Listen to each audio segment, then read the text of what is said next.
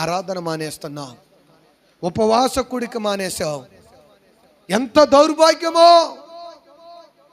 దేవుడు అంటున్నాడు కదా, దేవుని కంటే ఎక్కువగా నువ్వు దేనిని ప్రేమించావో అది నీ యొద్ద నుండి దూరం అయిపోతుందంటే ఈ రోజున ఇచ్చిన వ్యాపారాన్నో వ్యవసాయాన్నో కూలి పన్నో నాకు సాగటం లేదని దేవుని విడిచిపెట్టి దాని మీదే నీ మనసును పెట్టావు.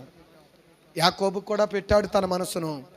ప్రియులరా, యాకోబుని పూర్తిగా మరలా లాబాను ప్రేమించిన వాళ్ళు, ఆదరించిన వాళ్ళే శత్రువు అయిపోయినప్పుడు అప్పుడు తెలిసింది, దేవుడు తప్ప నాకు వేరొక దిక్కు వేరొక మొక్కు నాకు లేదని అప్పుడు పశ్చాత్తాపడ్డాడు.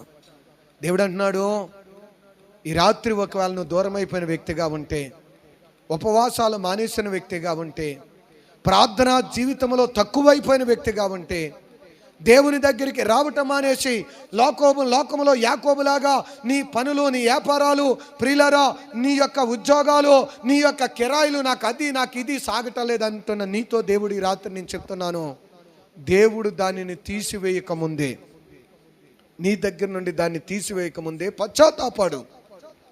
పశ్చాత్తాపడి ప్రభువా నువ్వు తప్ప నాకు వేరొక ఆధారం లేదని మరలా నీ మొదటి స్థితిని తెలుసుకుని నువ్వు దేవుని దగ్గర పశ్చాత్తాపడితే దేవుడు దానిని యొద్ద నుండి తీసేయడు. ఆ వ్యాపారం మరలా బాగుంటుంది, ఆ వ్యవసాయం మరలా బాగుంటుంది, ఆ చేతి పనులు మరలా బాగుంటాయి,